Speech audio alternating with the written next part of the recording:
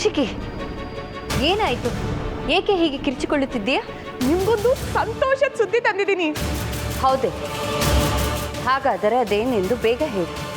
ಯುವರಾಣಿ ಅವರು ಇಷ್ಟೊತ್ತಾದ್ರೂ ಅರಮನೆಗೆ ಬಂದಿಲ್ವಂತೆ. ರಾಣಿ ಇಂದುಮತಿ ಅವರೇ ನನಗೆ ಸುದ್ದಿ ಹೇಳಿದ್ದು.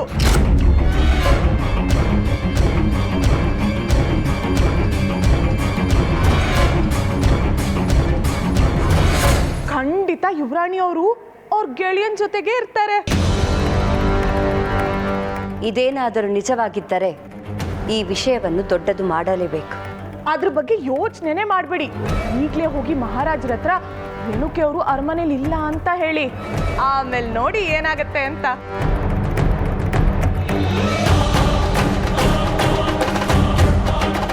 ಭೇಷ್ ಕೌಶಿಕಿ, ಭೇಷ್. ಒಳ್ಳೆಯ ಉಪಾಯವನ್ನೇ ನೀಡಿದ್ದೀಯ. ಇದನ್ನ ಹೇಳೋದಕ್ಕೆ ಓಡೋಡ್ ಬಂದೆ.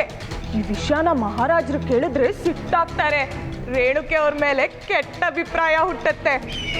ಆಮೇಲೆ ನೀವು ಆಡಿದ್ದೇ ಆಟ.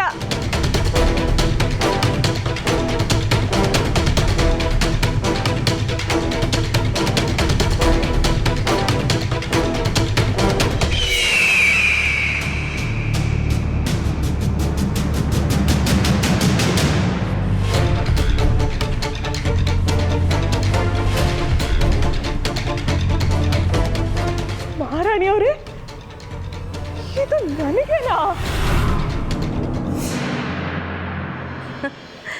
ಹೌದು, ನಿನಗೆ. ಒಳ್ಳೆ ಸುದ್ದಿಯನ್ನೇ ತಂದಿದ್ದೀಯ. ಹೀಗೆ ನಿತ್ಯವೂ ಒಳ್ಳೆ ಸುದ್ದಿಯನ್ನು ತರುತ್ತಿದ್ದರೆ ನಿನಗೆ ಉಡುಗೊರೆ ಸಿಗುತ್ತಲೇ ಇರುತ್ತದೆ.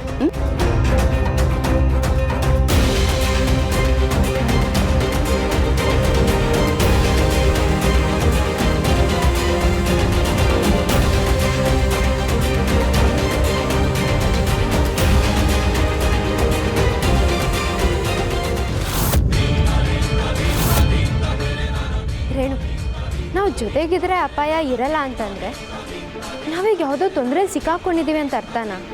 ನನಗೂ ಅದೇ ಯೋಚನೆ ಆಗುತ್ತಿದೆ ಎಲ್ಲಮ್ಮ. ಯಾವುದೋ ಅಗೋಚರವಾದ ಶಕ್ತಿ ನಮ್ಮನ್ನು ತಡೆಯುವುದಕ್ಕೆ ಪ್ರಯತ್ನಿಸುತ್ತಿದೆ. ಅದಕ್ಕಾಗಿಯೇ ನಮಗೆ ಈ ರೀತಿಯ ವಿಚಿತ್ರವಾದ ಅನುಭವವಾಗುತ್ತದೆ. ಆದರೆ ಇಲ್ಲಿ ಅಂಥದ್ದೇನೂ ನಮ್ಮ ಕಣ್ಣಿಗೆ ಕಾಣ್ತಿಲ್ವಲ್ಲ ರೇಣುಕೆ? ಇಲ್ಲ ಎಲ್ಲಮ್ಮ, ಏನೋ ಇದ್ದೇ ಇದೆ. ಅದಕ್ಕಾಗಿಯೇ ನಮಗೆ ಹೀಗೆ ಆಗುತ್ತದೆ. ಹಾಗಾದರೆ ಈಗ ನಾವು ಏನು ಮಾಡೋದು? ಹೇಗಿಲ್ಲಿಂದ ಮನೆಗೆ ಸೇರ್ಕೊಳ್ಳೋದು? ರೇಣುಕಾ ಎಲ್ಲಮ್ಮ ಶ್ರೀ ರೇಣುಕಾ ಎಲ್ಲಮ್ಮ